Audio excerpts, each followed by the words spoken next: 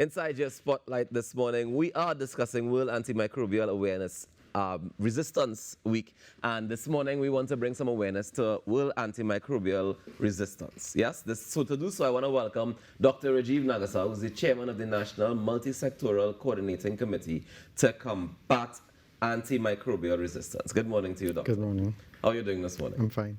All right, so first of all, what are antimicrobials? Because I feel like I'm saying the word over and over, and I have a faint idea, but tell me in detail. Sure. So antimicrobials are compounds which include antibiotics, antifungals, antiparasitics, and antivirals, and could even include some disinfectants and antiseptics and so on.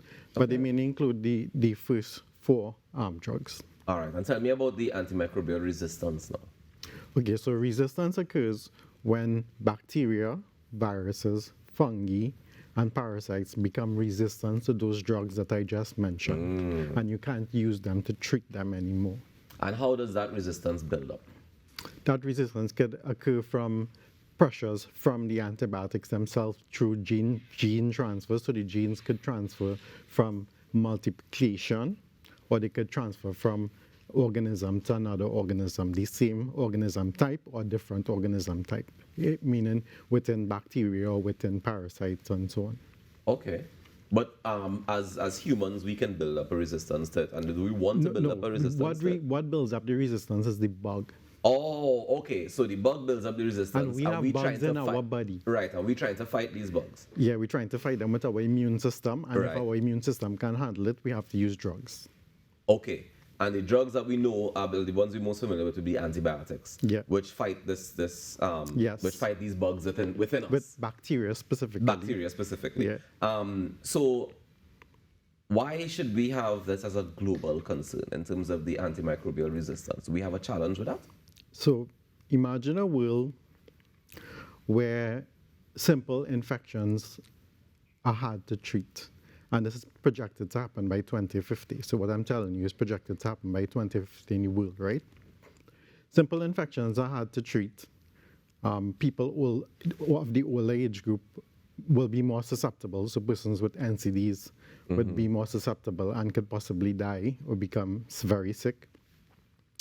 Imagine a world where food production is reduced, where animals who are treated with antibiotics, they are no longer able to be treated with these antibiotics, and you have deaths of these animals, and thus reduction in supply to the global food chain, and especially the lower income countries. Right. They provide a lot of the food.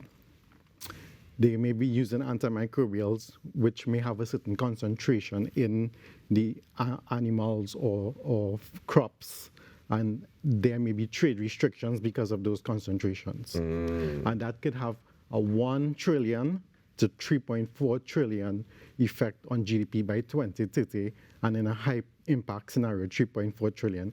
And by 2050, it could affect the global economy by 1 trillion to 100 trillion by different estimates. This is dollars we're talking about? US dollars. This is US dollars we're talking about. Yeah. However, but let me finish. Go ahead, please. And imagine where in the environment, because of antimicrobial residues, you kill good bacteria, because we have good bacteria in our body, Right. but the environment also has good bacteria. And you kill off this good bacteria and you affect what is called soil biodiversity. Right. And you can't grow crops well, they don't have enough nutrition. And again, you affect food and agriculture and exports. Yeah. Imagine trade is restricted because countries don't want to take your goods because they have too much antimicrobials in them and they don't meet the required standard. There is a standard called, and there's something called the Codex, or the Codex Alimentarius, that sets that standard. So this is bigger than just human health. But I'm glad you started with human health, because that's what will impact us most. But this is a One Health approach, which does not only include human health. And that picture gives you just a snapshot of what we could expect if something is not done now. Right. And that's why the slogan is educate, advocate, and act now. Okay, so you say educate? Advocate. Advocate. Act now. And act now. All right, so I'm still on the education part because we're still learning a little bit about it, right? From my limited knowledge, whenever given antibiotics, they say you use the whole cycle And most times, if you go to try and get something else, they give you a different set of antibiotics, right? And it's meant to be that the same antibiotics not supposed to fight against different diseases or different things that may be wrong with you or different bacteria in your body. So they often recommend that we change it if you go to a doctor. Well, this is my experience at least, right? I go to a doctor, you say, you know, you get your antibiotics, you go through the whole course. If you don't go through the whole course, they don't recommend that you share with anybody for starters. They don't recommend that you come and take it later on. They don't recommend that you stop when you start to feel better. Are these all part of the preventative measures to help with antimicrobial resistance? So some of the preventative measures, as you rightfully said, include completing your course. Right. Do not sharing antibiotics with others. You should consider asking your healthcare provider to do testing. Okay. Because maybe if it doesn't work, the microorganism would grow. Right. And there are labs which can grow the bacteria and look at the resistance pattern. Right. And can tell you which antibiotics will work. So then in that case then, can't we just continue changing the antibiotics when we see the resistance has changed? So that's called antibiotic cycling, and it's one of the methods of what we call antibiotic stewardship. Right. Right? And we can't because there's a limited number of antibiotics. From the 1970s onwards, there has been a drastic reduction in the supply of new antibiotics to the market. And it costs over $1 billion to bring an antibiotic to the market, right? Maybe around there, right? Okay. It's very costly. Okay. And some companies just don't bother anymore. And so they're forming partnerships with organizations like the Wellcome Trust, the Bill and Melinda Gates Foundation, and so on, so that they can keep antibiotics continuing to be developed.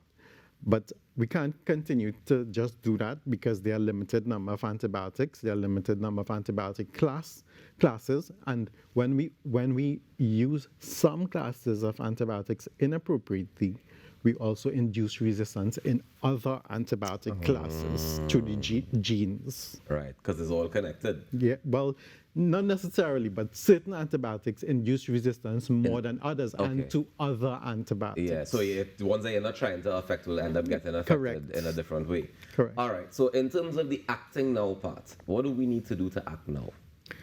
Well, we need to wash our hands.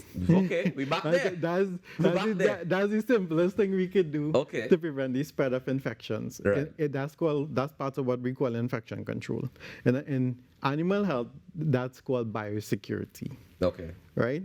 That's just the most simple thing. We could prevent persons from ask persons to not go to their pharmacy and ask for antibiotics over the counter. You could do that.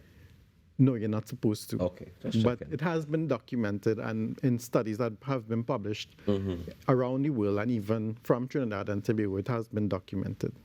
So that is something we would ask persons that they shouldn't do, that they should go to their healthcare provider, because we know pharmacists are responsible persons, and we know doctors are responsible persons.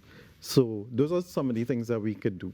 Okay, so human health, huh? Human health, yeah. But I mean, the two are related, like you said, right? So it's a one health approach. So if we're able to fix the human aspect of things, which we are in more control of, I want to say, more has been done in human health than in the other aspects. But there are things going on in animal health. For example, my colleagues are documenting the use of antimicrobials, like which we defined earlier, in pet shops and agricultural shops, because we want to see if they are associated with a veterinarian, because they are the prescribers. Right. Also, like, if persons are spraying their crops for blights and so on, because blights could be bacterial or fungal. Yes, because you did mention disinfectants and stuff like that. Those wouldn't be disinfectants, but they're antimicrobials. Okay. Yeah. But they also, all right, so they fight in bacteria in plants, they fight in bacteria in animals. And fungi. Yeah. So, all right, so what do we have to do to act? Do we need to adjust what we spray in plants with, what we use on animals? Well, we need to be mindful that if we actually need antifungals or antibacterials, or if we could use other compounds, because there are other types of compounds that we could use.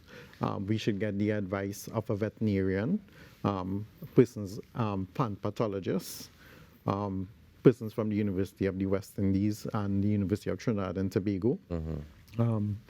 And those are some of the simple things we could do. But should we be seeking out more natural ways to do some of these things? Or are there So options that's for what that? I'm saying. There are compounds. For example, you could use cinnamon Right. on like Your plants. like on your plants. Yeah. Like instead of using antimicrobials. Okay. Right, and as I said, the impact on food and agriculture could be a reduction in trade because countries ban your products, or the products could die. Yeah. Right, so there's less food available. Is there also that transferability from the product to us, and in terms of if you're using antimicrobials in the products themselves, and they transfer to humans as well? So there's at least two that we could mention here. Right. There could be transfer of organisms, but more importantly, there could be antibiotic or antimicrobial residues in the food products or the animal products. And this is measured, and the concentrations are determined. One of the bodies that determine that is the Codex Alimentarius, which is developed by the World Health Organization and the Food and Agricultural Organization. Okay, and they measure how much of the residue remains? They measure how much of the residue is for importation and exportation purposes. Okay. And if it's above a certain limit, some countries could ban your product or at least limit it from trade. But is there impact on us or on animals based on those products as well? We will get small amounts of antibiotics into our systems, and this could affect our normal flora. And if we become immunocompromised for some reason, if we're taking steroids, if for some reason we have organ transplant, if we have arthritis and take immunosuppressants, we could be more susceptible to infections, and those bacteria in our body could actually be resistant because of the small amount of antibiotics. Wow, there's so much we have to consider. I mean, it's something I never even... It's large. Yeah, for something so small, it's so large. The irony of that. Yeah. All right, so in terms of acting, we're washing hands. Yeah. Anything else that we can do? So we need to do research in terms of how we can treat, even if it's the plants around the home a little bit better when it comes to using things like cinnamon or using just soap and water in some cases to wash off some fungi, I guess. Well, And there are other ways as well that are more natural that we can look into. Yeah, and that would definitely play a part in it, and we want to be able to combat And also it. with animals, preventing, Right. we shouldn't use growth promoters, which are antibiotics or antimicrobials, right? We should use natural compounds to help our animals grow. Doc, where would you suggest that people go to get more information on antimicrobial resistance? So the Ministry of Health actually has a web page. It has /AMR. It should be launched by today. Right. So it'll be health.gov.tt /AMR. Yeah. If it's not launched, it should be launched soon. Okay. The Ministry of Health also will be launching social media infographics. Okay. We will be having a webinar, but that's mostly geared towards pharmacy students and farmers. But we think if we capture persons earlier, like students, we could prevent errant practices. Of course. Right? We're partnering with the Caribbean Sepsis Alliance. Me as a member of the National Multisectoral Coordinating Committee and the chairman, I'm going to be speaking with them next week on sepsis and antimicrobial resistance, so persons could tune into that webinar.